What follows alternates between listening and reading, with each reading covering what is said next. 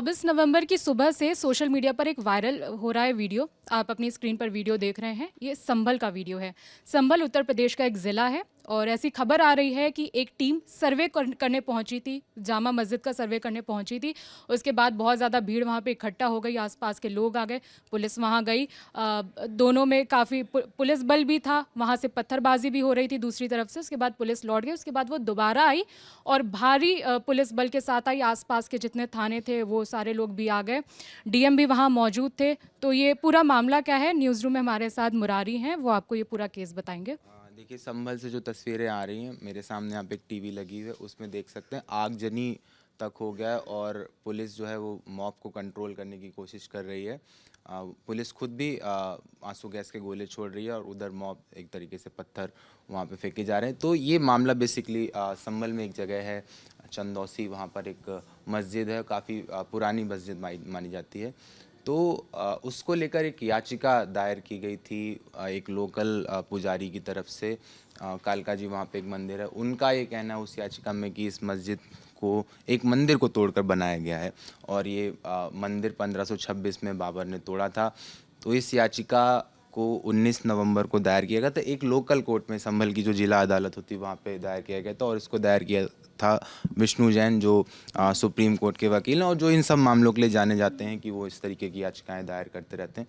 तो उस याचिका को जब दायर किया गया उसके बाद कोर्ट ने ये बोला कि हम इस मस्जिद का सर्वे करने का आदेश देते हैं। इसमें मैं बता दूं कि जो याचिका में जो विष्णु जैन ने अपनी तरफ से जो 2 चीज़ें दी, 3 चीज़ें करीब उन्होंने दी थी। एक उन्होंने एक 150 साल पुरानी archaeological survey of India ASI की एक रिपोर्ट दी थी।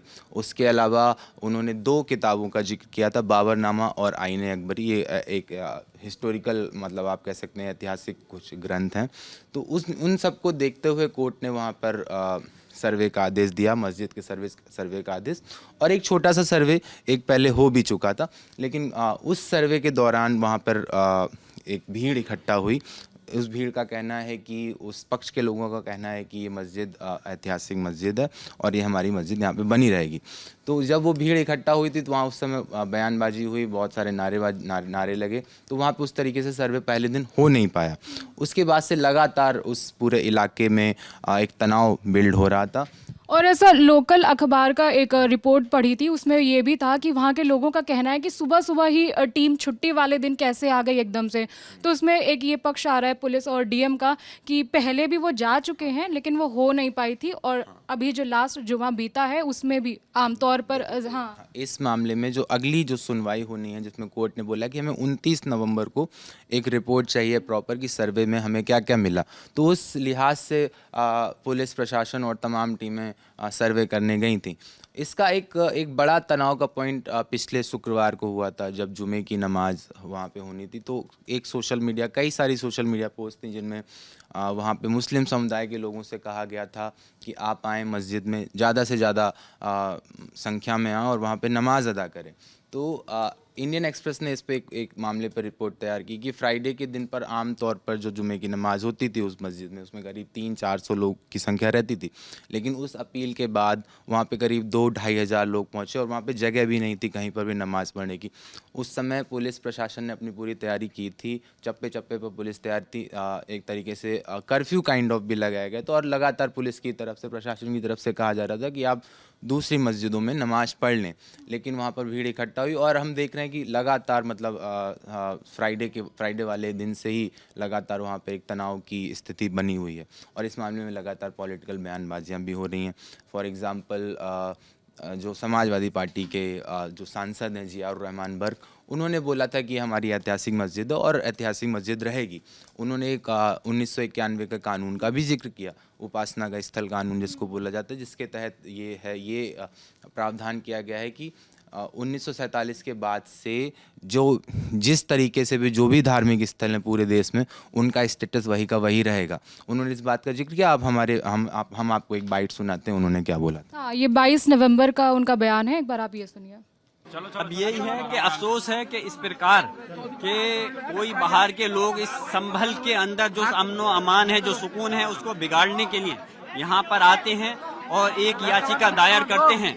और हमारा कोर्ट भी इतनी जल्दबाजी में बगैर कोई नोटिस दिए हमारे पक्षों को सुने बगैर आदेश दे दिया गया और फिर उससे भी ज्यादा जो तेजी हमारे पुलिस प्रशासन ने दिखाई, आदेश को पढ़े बगैर भी एकदम से यहाँ पे सर्वे कराने आ गए। सर्वे अगर कराना था तो पहले हम तो कहते हैं हम कोर्ट के आदेश से ही असहमत हैं, पहले हमारे पक्ष को भी सुनना चाहिए था और फिर पुलिस प्रशासन ने इतनी जल्दी दिखाई और फिर ये आदेश हम कहते हैं कि प्लेस ऑफ वर्शिप एक्ट का उल्लंघन है। और मतलब इसमें ही मतलब जैसे मैंने बोला कि इसमें पॉलिटिकल बयानबाजियाँ लगातार हो रही हैं और ओवैसी ने भी इसी तरीके से जो AIMM के अध्यक्ष हैं उन्होंने भी इसी तरीके का बयान दिया। उन्होंने इसको एक लार्जर कॉन्टेक्स्ट में देखने की बात कही कि जब से बाबरी मस्जिद वाला वर्डिक्ट आया है और वहाँ पे राम मंदिर बनाने का आदेश कोर्ट की तरफ से दिया गया, तो उनका कहना है कि जो हार्ड लाइन हिंदुत्व ग्रुप है, hard line ideological Hindutva group हैं, उनको एक तरीके से खुली छूट मिल गई है कि वो किसी भी मस्जिद में जाकर ये क्लेम कर सकते हैं कि यहाँ पर पहले एक मंदिर था या हमारा एक पवित्र स्थल था और उसके बाद से इस तरीके के विवादों को बढ़ावा दिया जा रहा है। ये ओवैसी का कहना था। अच्छा, और अभी का क्या अपडेट है, क्योंकि ये तो सुबह 6 बजे से चल रहा है, 7 से 8 के बीच में जैसा बताया जा रहा है। हालांकि एक अपडेट ये भी है कि वीडियोग्राफी वगैरह हो गई है, जो हमारे पास इनपुट आ रहा है मस्जिद का, उन्होंने वीडियोग्राफी कर लिया है क्योंकि 29 तारीख को उन्हें कोर्ट को सबमिट करना है। तो सर्वे तो हो चुका है, लेकिन अभी वहाँ का क्या अपडेट है, मतलब पुलिस का क्या आया है? देखिए, जो मैं बयान अभी देख रहा था, वहाँ के DM ने बोला है कि जो लोग भी असामाजिक तत्व हैं, जो लोग भी कोर्ट के आदेश को नहीं मान रहे हैं और जो लोग भी पत्थरबाजी कर रहे हैं, जो लोग भी आगजनी कर रहे हैं, उन सबको पहचाना जाएगा और उनके खिलाफ कानूनी कार्रवाई की जाएगी। तो फिलहाल ये, लेकिन आप देख रहे हैं कि वहाँ पे स्थिति, आप प्रशासन का भले कहना है कि हमने स्थिति को नियंत्रण में रख लिया, लेकिन जो विजुअल्स आप देख रहे हैं वहाँ से गाड़ी तक में आग लगा दी गई है, पत्थरबाजी लगातार हो रही है, तो स्थिति एस्केलेट हो रही है।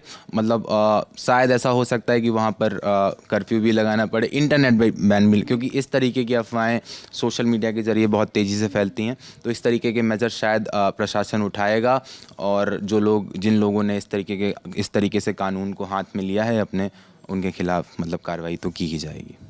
सर्वे कंप्लीट हो चुका है और सर्वे टीम को सुरक्षित हमने अपनी जगह पे पहुंचा दिया है और बाकी जो चीज़ें हैं वो अभी कंट्रोल में है। जो भी दंगाई हैं या जो भी शरारती तत्व हैं उन पर कठोर कार्रवाई की जाएगी और किसी को भी बख्शा नहीं जाएगा। तो कुल मिलाकर सुबह 6 बजे से पूरा मामला शुरू हुआ था। आज वैसे तो 19 तारीख से ये केस शुरू हो गया था। 19 को पहली बार वो सर्वे करने पहुंचे, पूरा नहीं हो पाया। उसके बाद जुमे वाले दिन वहाँ पे दोबारा तनावपूर्ण स्थिति बनी। उसके बाद आज यानी 24 नवंबर को सुबह जब वो टीम दोबारा सर्वे करने पहुंची तो भयंकर बवाल हो गया, लाठीचार्ज हुआ, आंसू गैस के गोले छोड़े गए। फिलहाल जो हमें अपडेट मिल रहा है कि अब मामला पहले से कुछ शांत है। अब 29 तारीख को सारे डॉक्यूमेंट्स उन्हें सबमिट किए जाएंगे। खबर में आगे जो अपडेट होगी हम आप तक पहुँचाएंगे। खबर को समझाया है हमारे साथी मुरारी ने, कैमरे के पीछे हैं मयंक, मेरा नाम है विभावरी। देखते रहिए दी लेलन टॉप। शुक्रिया।